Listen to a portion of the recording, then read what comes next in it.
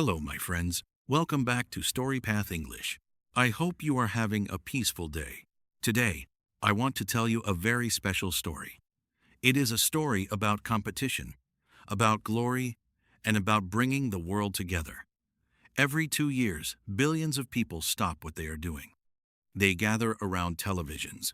They cheer for athletes they have never met. They feel pride. They feel joy. Sometimes, they even cry. Can you imagine running as fast as a horse? Can you imagine jumping higher than a house? Can you imagine training your whole life for a single moment? A moment that lasts only seconds, but defines who you are? This is the story of the Olympic Games. For more than 2,800 years, humans have been gathering to compete, to celebrate, and to prove who is the fastest, the strongest, the best. But the Olympics are more than just sports. They are a story of peace and war, of politics and protest, of triumph and tragedy. They are a mirror of human history itself. So today, let's go back in time.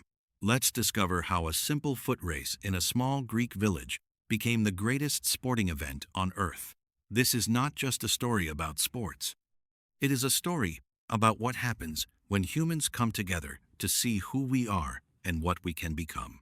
If you enjoy learning English through stories like this, please subscribe to StoryPath English. Your subscription helps us bring you more beautiful stories for your English journey. Before the Olympics came into the world, life in ancient Greece was very different than it is today. Greece was not one country.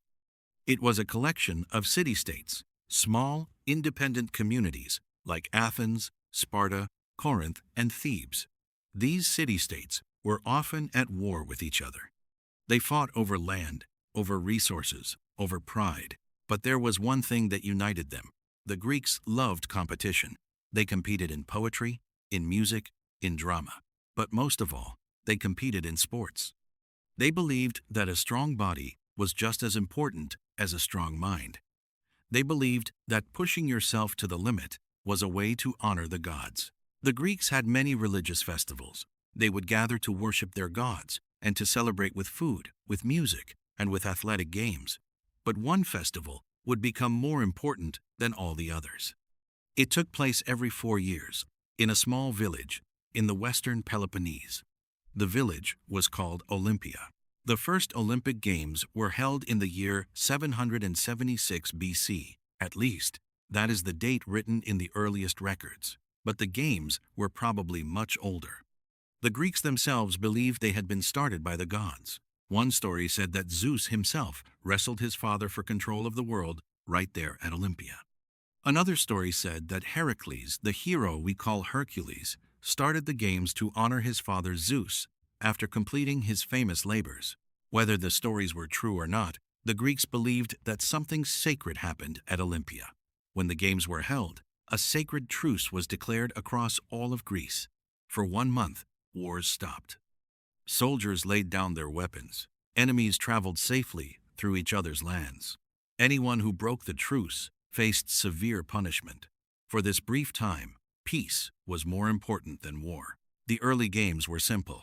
There was only one event, a foot race. The race was called the Stade. It was about 200 meters long, the length of the stadium at Olympia. Runners would line up on a stone starting line. When the signal came, they would sprint to the other end. The winner received the only prize that mattered, a crown made from olive branches, cut from a sacred tree with a golden knife. For the Greeks, this crown was more valuable than gold.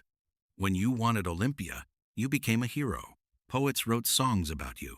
Sculptors made statues of you. When you returned home, your city would tear down part of the city wall so you could enter through the opening. The message was clear. A city that produces Olympic champions does not need walls. Over time, more events were added. In 724 BC, they added a longer race, about 400 meters. 4 years later, they added a race of about 4,500 meters. Then came wrestling, boxing, and the pentathlon, 5 events in one: running, jumping, discus, javelin, and wrestling. The most dangerous event was the pancratium, a brutal combination of boxing and wrestling. Almost anything was allowed: choking, joint breaking, even kicking. Only biting and eye gouging were forbidden. Competitors sometimes died, but the Greeks loved it. They admired the courage and skill of the athletes who risked everything for glory. Chariot racing was also popular. Wealthy Greeks would enter teams of horses. Unlike other events, the winner of the chariot race was not the driver. It was the owner of the horses. This allowed rich men to win Olympic glory without getting their hands dirty. Even kings competed this way. For nearly 300 years, the games at Olympia grew and prospered. Athletes came from all over the Greek world, from Italy to Turkey, from North Africa to the Black Sea. Olympia became a sacred place, filled with statues of champions, temples to the gods, and treasuries where city-states stored their offerings. But nothing lasts forever. In the 2nd century BC, Greece was conquered by Rome. The games continued, but they changed. Roman emperors saw the Olympics as entertainment. They added new events. They allowed professional athletes. They built bigger facilities. The sacred spirit of the games began to fade. In 393 AD, the Roman Emperor Theodosius I made a decision that would end the ancient Olympics for more than 1,500 years. Theodosius was a Christian. He saw the Olympics as a pagan festival, honoring old gods. He ordered all pagan religious practices to stop. The games at Olympia were forbidden. For centuries, the site of Olympia was forgotten. Earthquakes destroyed the temples. Floods buried the stadium. The sacred olive tree died. The place where heroes had competed for 1,000 years became nothing but ruins, hidden under layers of mud and time. While the ancient Olympics slept under the ground, the world changed. Empires rose and fell. New religions spread. Explorers crossed oceans. Scientists discovered new ways of understanding the universe. Sports continued to be played, but no one gathered the world together like the Greeks had done. In the 18th and 19th centuries, Europeans became interested in ancient Greece. Archaeologists began to dig. Poets and artists celebrated Greek culture. People wondered, could the Olympics be revived? In the 1850s, a Greek businessman named Evangelos Zapas sponsored attempts to bring back the games. In 1859, 1870, and 1875, athletic competitions were held in Athens. But these were small events, mostly for Greeks. They did not capture the world's imagination. The man who would bring the Olympics back to life was a French educator named Pierre de Coubertin. Coubertin was born in Paris in 1863 into a wealthy aristocratic family. He was a small man with a large mustache and an even larger vision. Coubertin loved sports. He believed that athletic competition could make people better, stronger, more disciplined, more noble. But he also believed something else. He believed that sports could bring nations together. If young people from different countries could compete peacefully, he thought, maybe they would learn to understand each other. Maybe wars would become less likely. In 1892, Coubertin gave a speech at the Sorbonne University in Paris. He proposed reviving the Olympic Games. He wanted them to be international.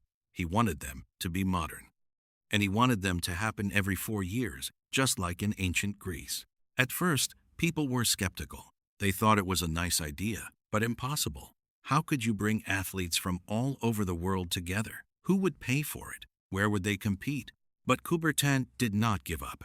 He traveled across Europe and America, talking to anyone who would listen. He organized a congress in Paris in 1894. Delegates from 12 countries attended. On the 23rd of June 1894, they voted unanimously. The Olympic Games would be revived. The first modern Olympics would be held in Athens in 1896. The first modern Olympic Games opened on the 6th of April, 1896. The Panathenaic Stadium in Athens was filled with about 80,000 spectators. It was the largest crowd that had ever gathered for a sporting event. But the games were very different from what we know today. Only 14 countries participated. Most of the athletes were from Greece. There were no women.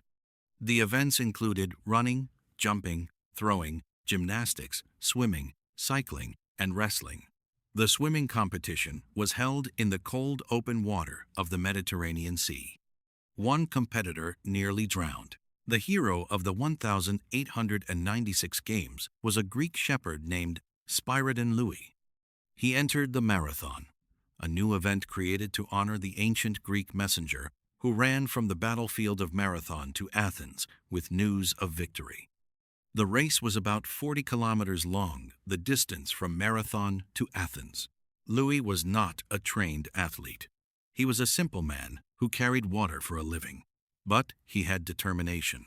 During the race, he stopped at a local inn and drank a glass of wine. Then he continued running. When he entered the stadium, the crowd went wild. He was a national hero. Greece had its first modern Olympic champion. The 1,896 games were a success. Coubertin's dream had become real. But the Olympics were still small, still fragile. They needed time to grow. Over the next decades, the Olympics slowly expanded. The 1,900 games in Paris were strange. They were held as part of the World's Fair, spread over 5 months, with events so disorganized that some athletes never knew they had competed in the Olympics.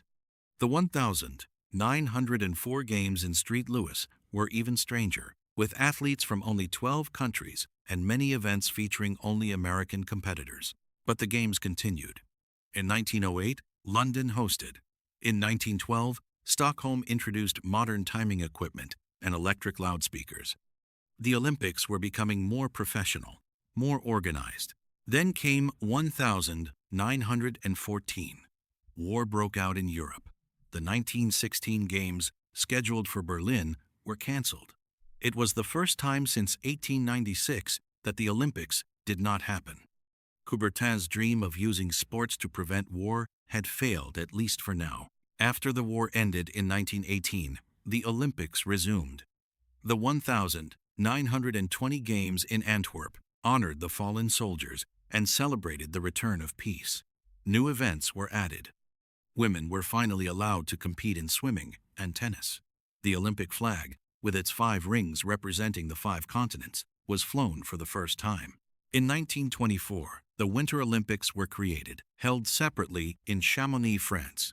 Now athletes who competed in snow and ice had their own stage.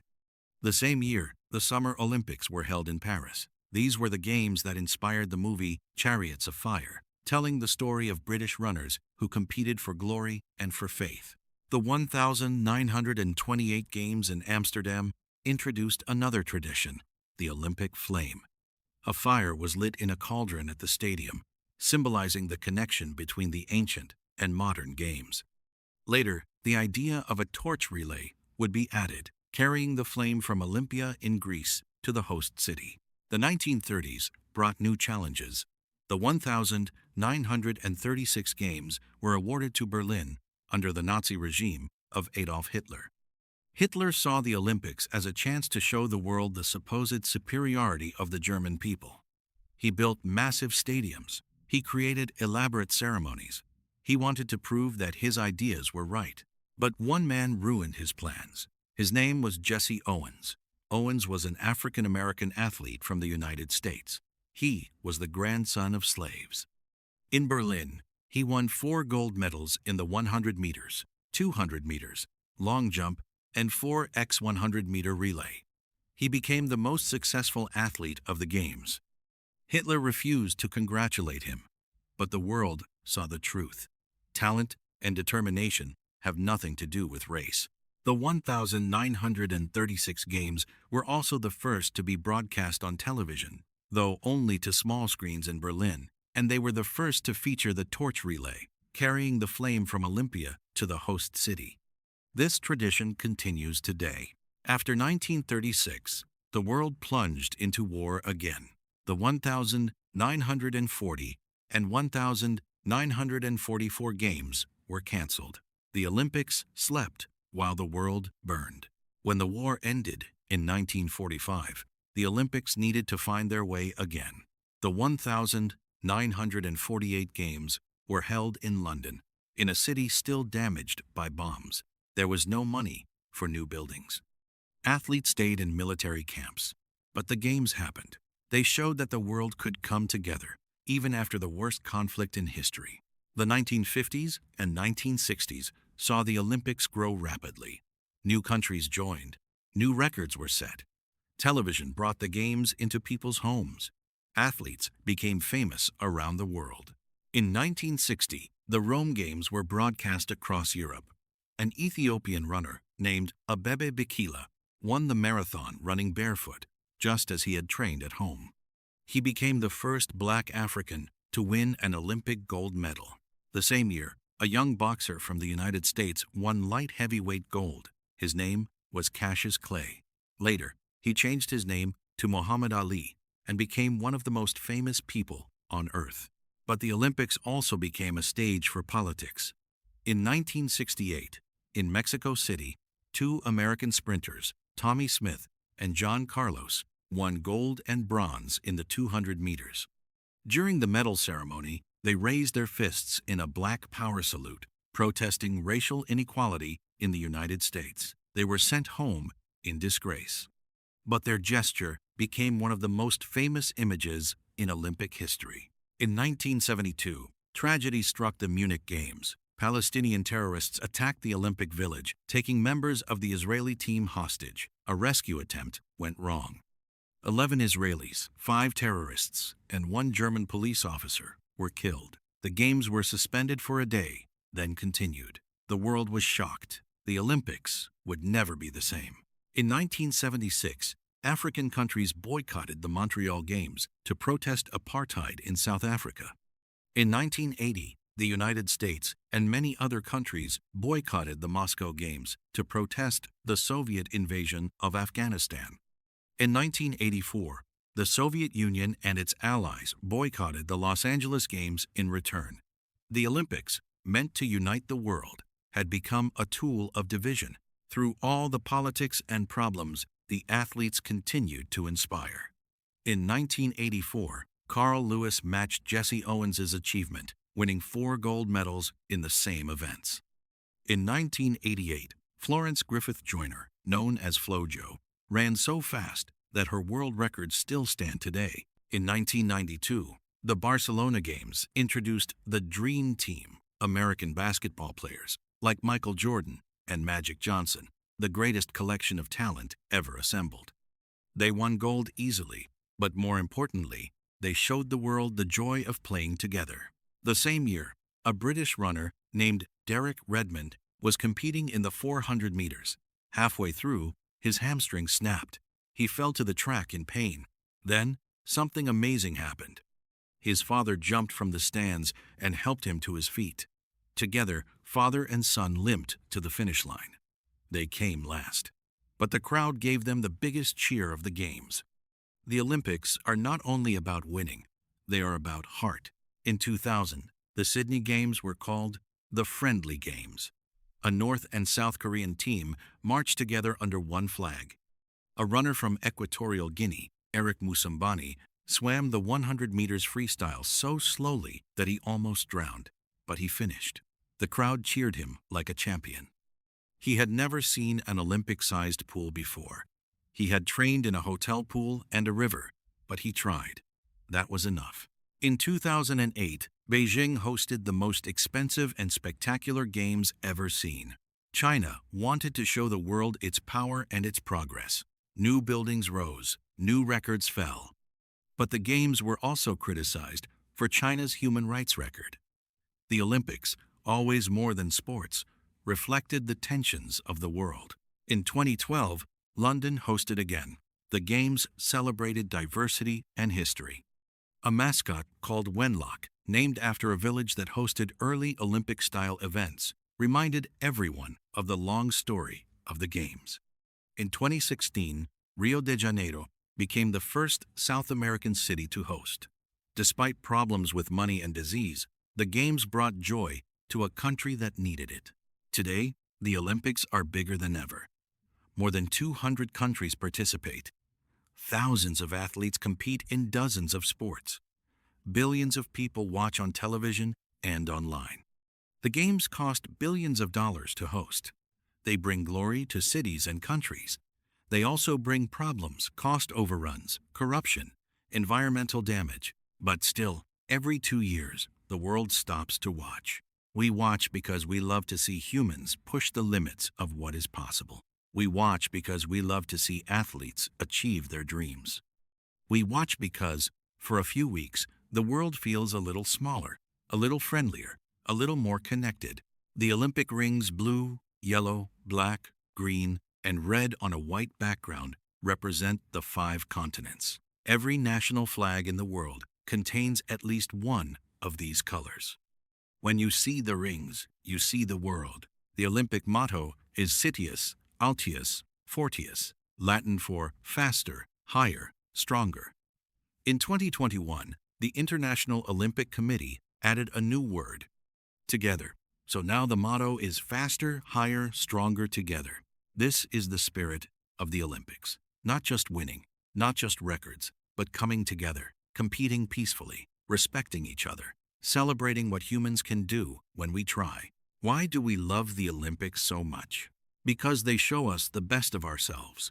They show us what dedication looks like. Athletes who train for years, who sacrifice everything for a chance to compete.